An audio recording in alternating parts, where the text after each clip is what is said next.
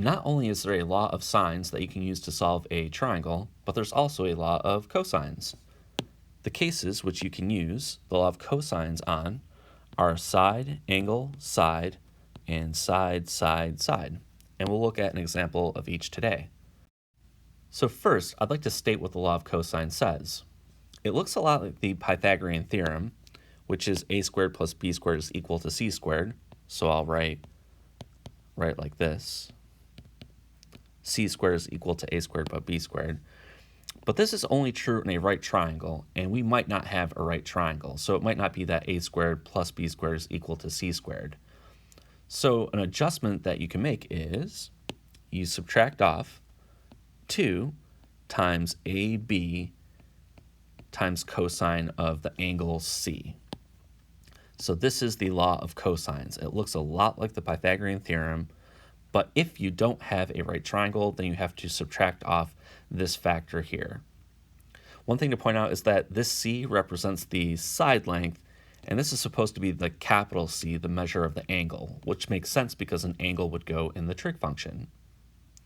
So when I look at this law, if you're looking at the angle C and then the side length C, one is at the beginning and one is at the end. So it starts with the side length on one side squared, and on the other side we're taking cosine of C. Everything else in the formula is either an A or a B, so the a squared and b squared are the sides that make the angle C, and then you subtract off 2 times this side times this side. There was nothing special about choosing angle C and side C. You could also express this formula using angle A and side A, angle B and side B. So I'm going to write those down as well. All right, let's say you want to do this for, we'll say angle A and side A. So we're using this angle and this side. The way it would work is you'd write down a squared, the side length, on one side, and then you'd have cosine of the angle A on the other, and everything else that goes in here is going to come from the two sides that create the angle. So it's going to be b squared plus c squared, and then you're going to do minus 2b times c. And likewise, you can do the same thing for angle B and side B. So on one side you have b squared, on the other side you have cosine of b, and everything else in the formula comes from the two sides that actually create the angle. So it's going to be a squared plus c squared minus 2ac. So these are called the law of cosines. It's nice to see the pattern when looking at the formula, that it's the angle and the opposite side are at the ends, and everything else in the middle comes from the sides that create the angle. All right, so let's use the law of cosines here in example 1, where we have this triangle, we have angle A is 39 degrees, the length of side B is 5, and the length of side C is equal to 9. So this is definitely a side, angle, side. So it's a side, an angle in the middle, and another side. I guess we could use the law of sines here, but let's try out the law of cosines. If you're using the law of cosines, what could you solve for first? And that's going to be the length of side A. So if I'm setting up the law of cosines, it'll look like this. I'll have a squared on one side, cosine of A on the other, and everything else is going to come from the two sides that create the angle. So it's going to be b squared plus c squared minus 2bc times cosine of A. I'm going to plug everything that I know into this formula and so, hopefully solve for A. And I actually know everything on this side of my equation.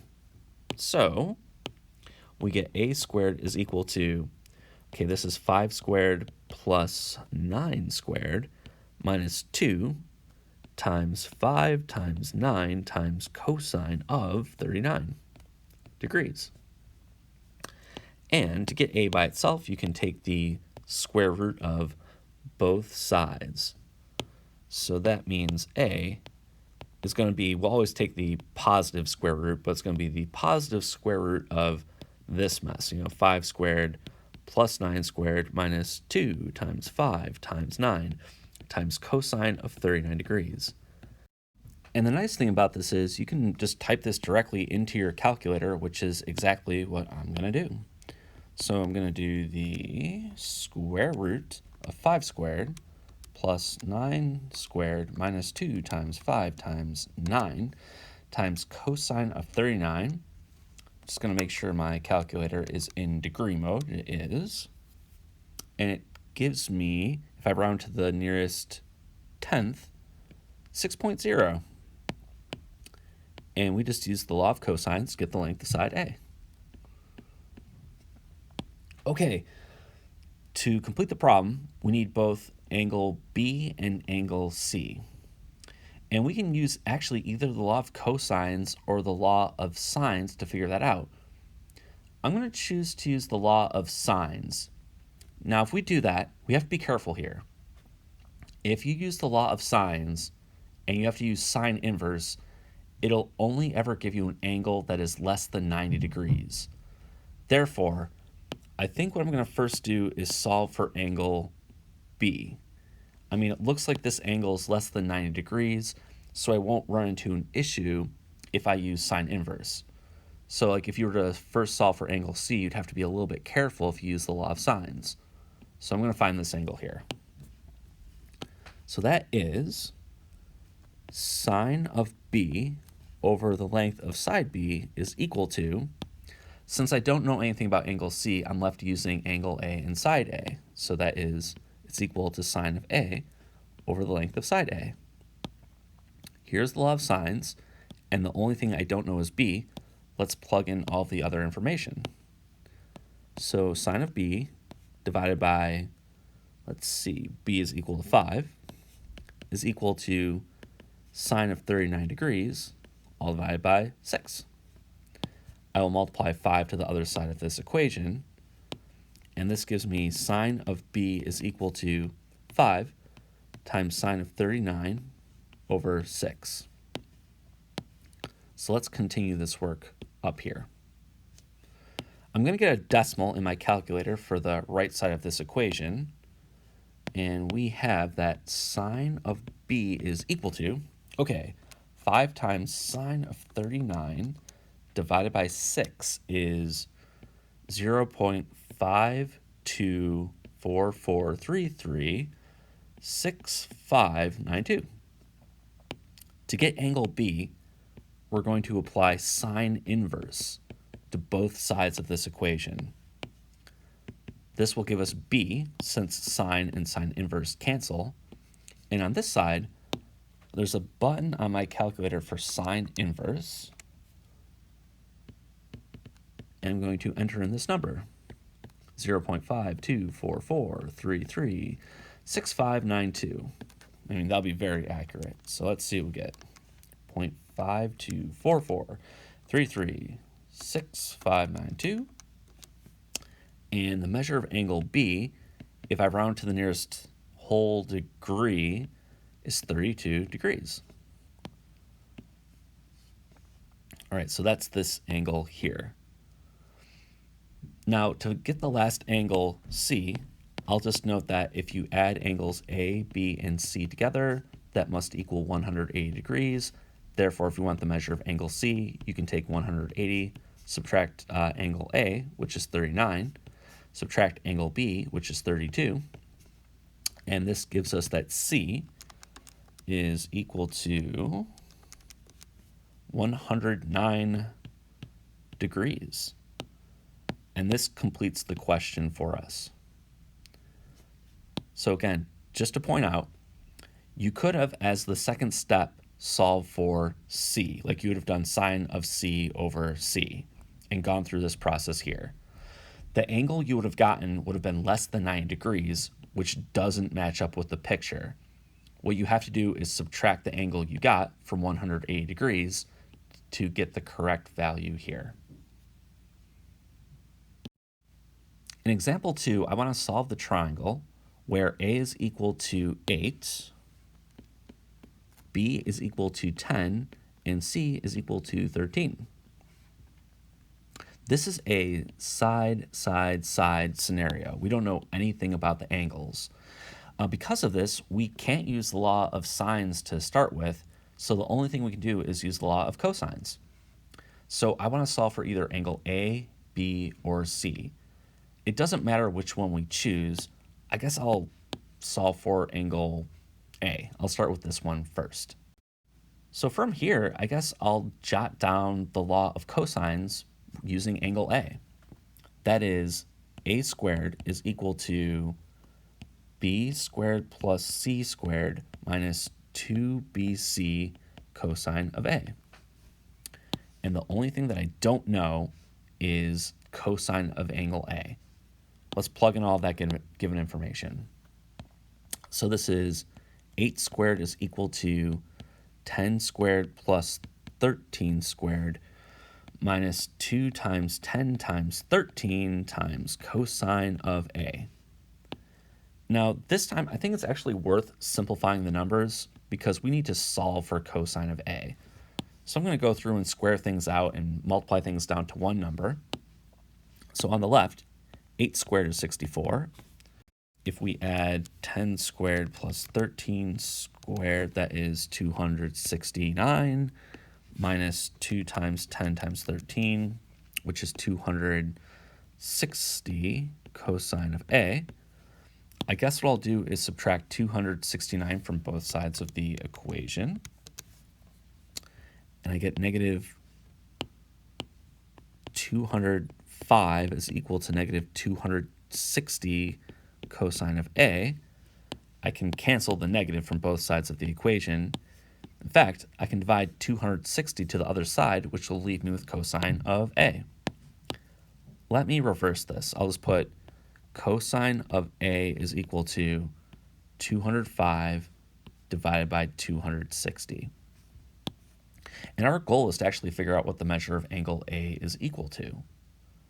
To do this, I'm going to take cosine inverse of both sides of my equation, because on the left, cosine inverse of cosine cancel to leave A, and on the right, cosine inverse of this thing is just a number I can get from my calculator.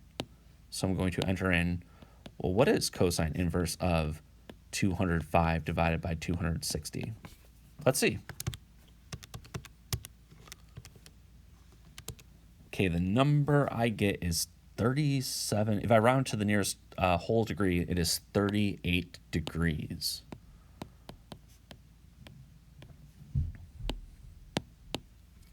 The nice thing about using cosine inverse is this will only ever give you an angle between 0 and 180 degrees, which means it works perfectly for triangles, versus the law of sines, which will only ever give you an angle that's less than 90 degrees, which could be a problem. For this reason, if you ever use the law of cosines and you have to use the inverse of cosine, the angle you get is always correct. When you use the law of sines, sometimes you just have to be a little bit careful. All that being said, this is 38 degrees. What we need to do is now figure out, well, what is angle B and what is angle C? Now you could use the law of sines or the law of cosines again. I think I'll use the law of sines. Again, I think it's a little bit simpler, and I don't think we're going to get an angle that's greater than 90 here, since it's referring to, not the longest side, but like the shortest side. So I'm going to figure out angle B next, and I'm going to use the law of sines to do that. So that is sine of B over side B is equal to, I have to use angle A, so sine of A over side A. If I plug in the given information, we get sine of B. I don't know what that is. I do know that B is equal to 10. Then we have sine of A, which is 38 degrees. We just figured that out, divided by 8. I'll multiply 10 to this side of the equation. I'll have sine of B, which means I can use sine inverse.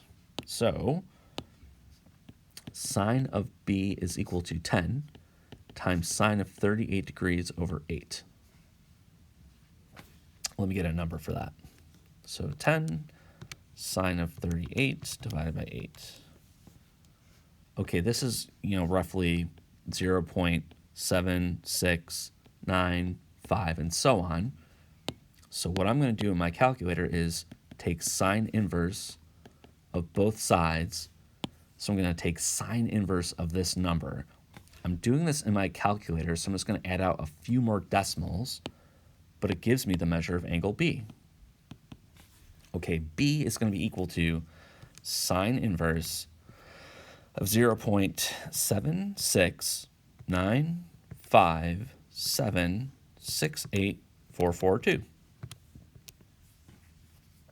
And that says B is equal to 50 degrees if I round to the nearest whole degree. So this is 50 degrees. And that leaves me with just one angle remaining, which is angle C. What's the size of this thing? If you want to solve for C, it's equal to 180 degrees minus angle A minus angle B. So 180 minus 38 minus 50 is 92 degrees. So that's 92. So, we had to be a little bit careful here. When using the law of sines, if you tried to use that on finding angle C, it would have given you the incorrect angle. So I chose to use or solve for angle B first, just because I knew, well, it's not going to be the largest angle in the triangle because it's not opposite the largest side. So I chose this angle, I went through the process, and I found angle C very last. You can always avoid this issue by using the law of cosines, but there is nothing wrong with using the law of sines as well.